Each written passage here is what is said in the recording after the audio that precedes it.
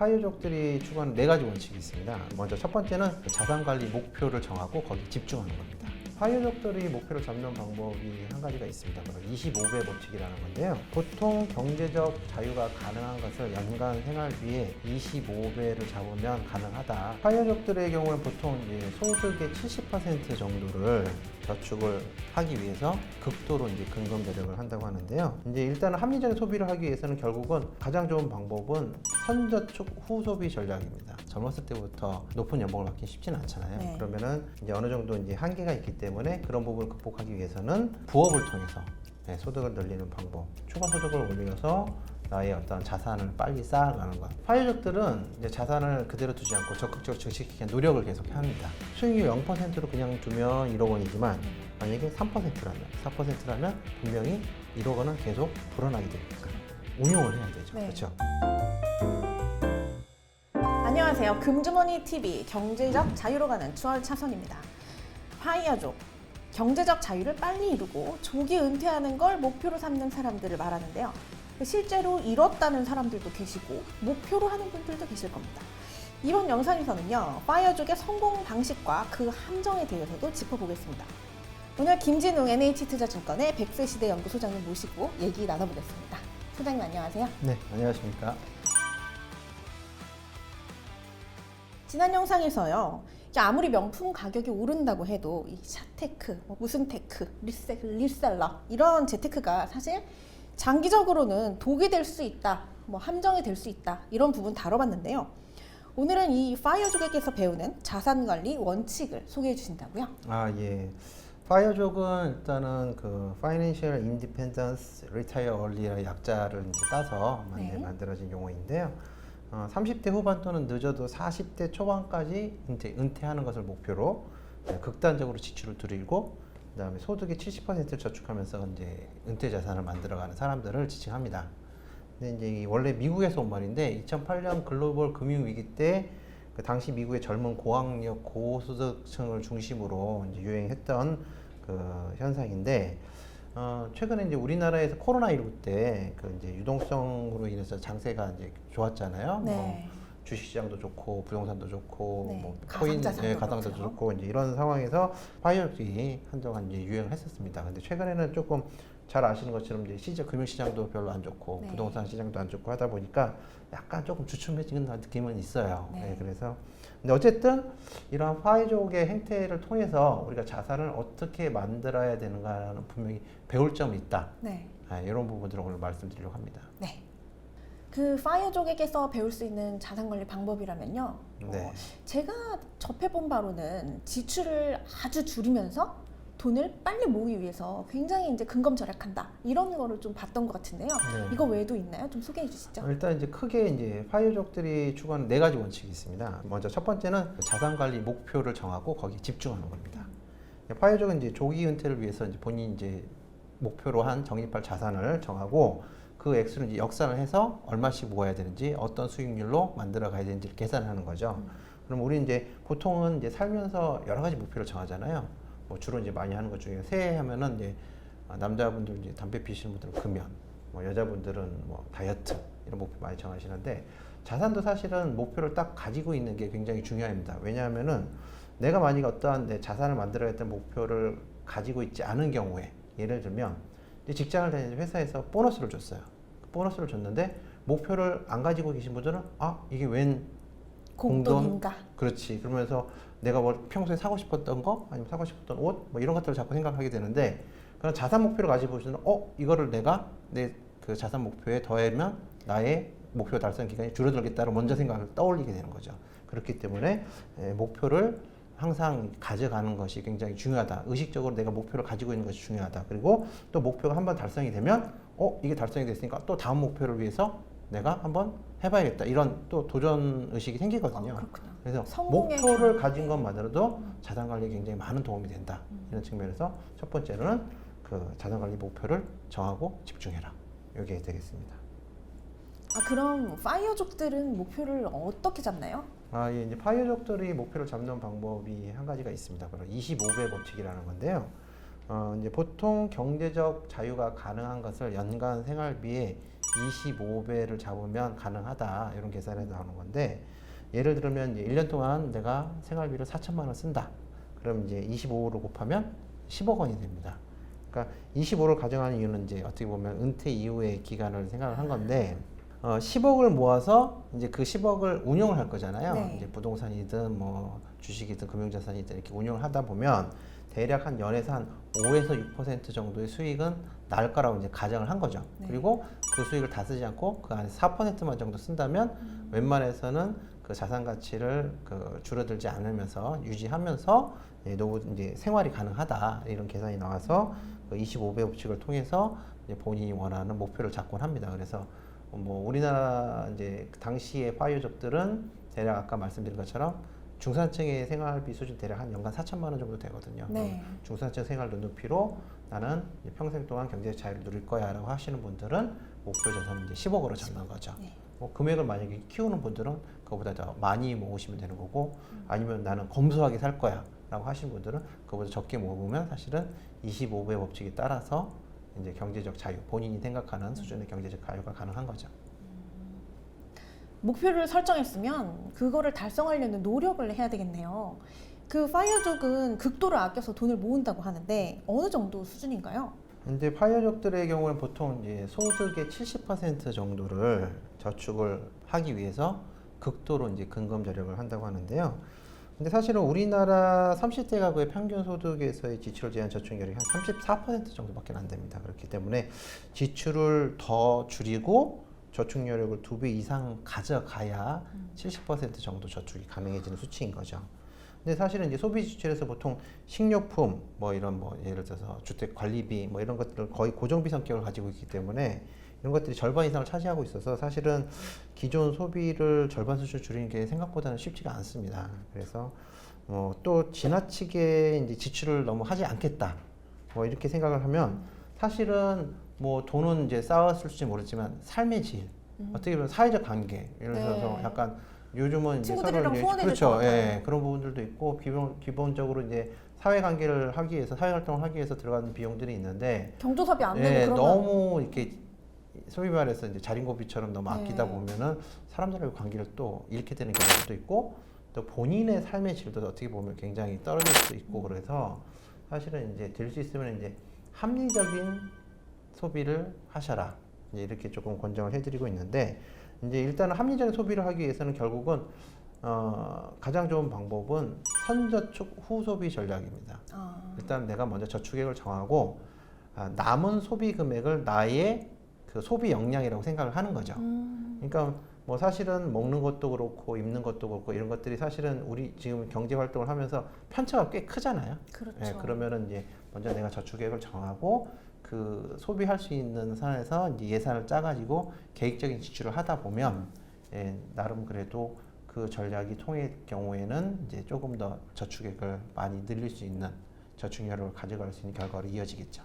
사실 그거는 굉장히 신경을 써야 될 것 같아요. 네. 요즘에는 다 카드로 하거나 네. 심지어는 그냥 핸드폰으로 갖다 대잖아요. 그 별로 내가 얼마 썼는지에 대한 이렇게 개념을 계속 가지고 있지 않으면 신경 쓰지 않으면 이렇게 바로 넘어갈 수도 있을 것 같아요. 네, 그래서 이제 초기에는 아무래도 그 가계부나 이제 그 금전출납부 내가 어디 얼마씩 지출을 하는지를 조금 자세히 적어놓고 본인의 이제 소비 스타일이나 성향을 잘 파악해 놓으면 이제 지나고 나면 여기서는 꼭 이 소비를 굳이 안 해도 됐는데라고 생각하는 그런 것들을 계속 줄여 나가고 네. 이거는 어쩔 수 없이 꼭 필요한 비용이지만 이제 효율적인 방법들 뭐 예를 들어서 젊었을 때 많이 하는 것 중에 하나가 같은 물건을 사더라도 값 비교 검색들 많이 하시잖아요. 네. 그런 식으로 이제 지출 금액을 줄이다 보면 그런 어떤 그 저축 전략, 선저축, 후소비 전략이 유용하게 작용할 수 있을 겁니다. 어떻게 보면 제 생각이 개인적인 의견입니다만 SNS를 줄이는 것도 소비를 줄이는데 네. 좀 도움이 되지 않을까. 네, 그래서 파이어족들이 하는 70% 저축까지는 조금 어렵겠지만 제가 봤을 때는 일단 선저축 후소비 전략에 있어서는 본인의 이제 그 저축 금액을 소득의 한 50% 정도는 목표로 해보시는 게 좋지 않을까 싶습니다. 네. 소장님, 그러면 일정한 액수를 모으는데 아무래도 그 연봉이 적은 사람과 높은 사람은 그 기한이나 그 저축 강도에서 차이가 있을 것 같은데요. 네. 어쨌든 이제 자산 관리는 이제 소득에서 지출을 제한 저축 여력을 가지고 자산을 쌓아가는 과정인 만큼 그 빼기 부분이 지출을 줄이는 것만큼이나 이제 전체 소득을 늘리는 것도 중요합니다. 특히 이제 2030 세대에게는 젊은 시절에 이제 일을 해서 돈을 더 버는 게 좀 관건일 것 같은데요. 어떻게 보면 가장 쉬운 방법은 자신의 연봉을 최대한 높이는 게 가장 효과적인 방법이긴 하겠지만 사실은 또 웬만한 고소득 전문직이 아닌 이상 젊었을 때부터 높은 연봉을 받기 쉽지는 않잖아요. 네. 그러면은 이제 어느 정도 이제 한계가 있기 때문에 그런 부분을 극복하기 위해서는 이제 부업을 통해서 소득을 늘리는 방법. 그렇게 이제 이미 하고 계신 분들도 많이 있을 거라고 생각이 되시는데 미국의 파이족 같은 경우에도 본업을 유지를 하면서 뭐 요즘 이제 블로그나 유튜버를 해서 추가적인 수입을 올린다거나 아니면 뭐 이제 사업이나 아르바이트 따로 해서 배달라이더. 네, 그런 것들도 방법이 될 수 있겠죠. 네. 그렇게 해서 추가 소득을 올려서 나의 어떤 자산을 빨리 쌓아가는 것. 젊었을 때는 어쨌든 신체적 역량이 훨씬 더 왕성하기 때문에 조금 많이 활동을 해서 소득을 늘리는 방법도 이제 자산을 쌓아가는 데 분명 많은 도움이 되겠죠. 자산 관리 목표를 세우고 이를 달성하기 위해서요. 이 소득은 늘리고 소비는 줄이는 것. 그러니까 공식으로 보면 소득이 제일 왼쪽에 있고 소비가 빼기 하고 소비가 그 다음에 있고 등식. 그러면 이 자산 관리, 자산 목표가 맨 오른쪽에 있는 그런 셈인데요. 네. 이 외에도 이 파이어족의 자산 관리 방법에서 저희가 배울 점이 또 있나요? 일단은 이제 파이어족들은 이제 자산을 그대로 두지 않고 적극적으로 증식시키기 위한 노력을 계속 합니다. 일단 우리가 만약에 100만 원을 쓰지 않고 그냥 모아만 둔다면 그대로 100만 원이겠지만 이제 이게 1억 원이라고 하면은 가만히 놔둘 수 있을까요? 네, 운용을 해야 되죠. 네. 그렇죠. 근데 1억 원을 수익률 0%로 그냥 두면 1억 원이지만 네. 만약에 3%라면 4%라면 분명히 1억 원은 계속 불어나게 되겠죠. 그러네요. 그러니까 결국은 자산 증식의 속도가 빨라지게 되고 이제 본인이 원하는 어떤 자산의 가치를 목표를 달성하는데 시간도 줄어들게 됩니다. 다만 너무 높은 수익률을 기대하는 것은 분명 그에 상응하는 리스크가 있다. 네, 그걸 분명히 감안을 하셔야 되는 거고 기본적으로 투자를 한 데 있어서는 절대 조급해하지 마시고 장기적으로 접근하셔야 되고 그 다음에 내가 투자하는 시점이 100% 맞을 수가 없기 때문에 시점을 분산하셔야 되고 네. 대상도 마찬가지로 이 대상만 반드시 된다. 뭐 부동산이 됐든 뭐 주식이 됐든 이 대상만 반드시 내 재산을 불려줄 거다라고 100% 확신할 수가 없기 때문에 올인주의. 분산 네. 투자를 하셔야 된다.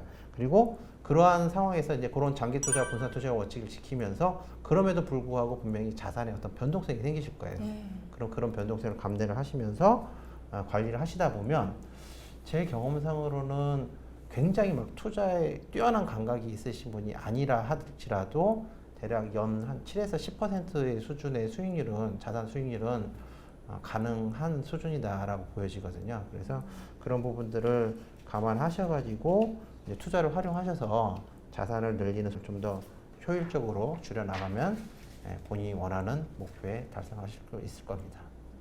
지금까지 파이어족에게서 배우는 자산 관리의 4개 원칙 소개해 주셨는데요. 그 파이어족이 됐다. 이 경제적 자유를 조기에 달성했다. 이런 분들도 계시지만요. 사실 많은 분들은 그 길에 계신 분들도 많을 거예요. 그걸 바라보면서.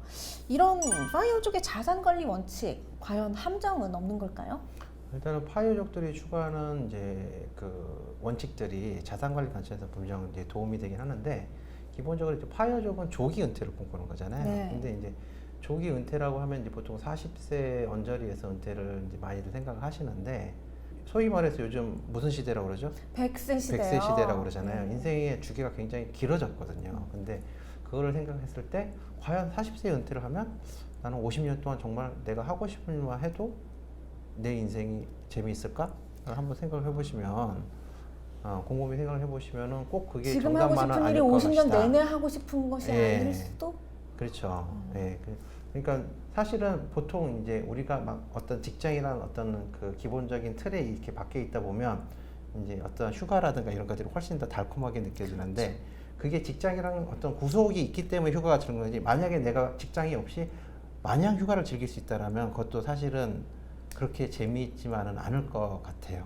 예, 그렇기 때문에 그런 부분을 고려했을 때는 내가 뭔가 하는 일 그냥 계속 가져가는 게 중요하다. 그래서 경제적인 자유를 달성하더라도 내가 뭔가 어떠한 일을 할 수 있는 고민을 하시면서 살아야 된다는 부분이 한 가지가 있고, 그다음에 두 번째로는 그 소비의 레치 효과라고 한번 말씀드린 적이 있었던 것 같은데, 네. 소비의 눈높이가 시간이 지나면 계속 올라가게 됩니다. 네. 그러니까 3, 40대에는 4천만 원 가지고도 나는 걱정 없을 거라고 생각을 하실지 모르겠지만, 자녀가 생기고 그다음에 내가 어쨌든 경제적 역량이 올라가면서 소비의 눈높이도 올라가게 되거든요. 그러면은 그 소비의 눈높이가 애초에 내가 생각했던 금액보다 많아지게 될 경우에는 그러한 부분들을 누릴 수가 없게 되는 거잖아요. 그래서 너무 조기 은퇴하시는 것보다는 본인이 계속 사회활동과 경제활동을 하시면서 아마 50세 보통 이게 소비 곡선이 50대 초반에 정점을 찍거든요.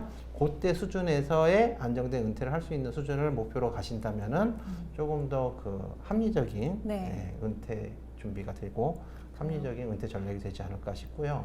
이제 마지막으로 사실은 이제 경제적 자유가 달성된다면 이제 어떤 마음이 들까? 이제 3, 40대는 진짜 빨리라도 당장이라도 이 회사를 관두고 싶은 마음이 드실 거라고 저도 생각이 됩니다.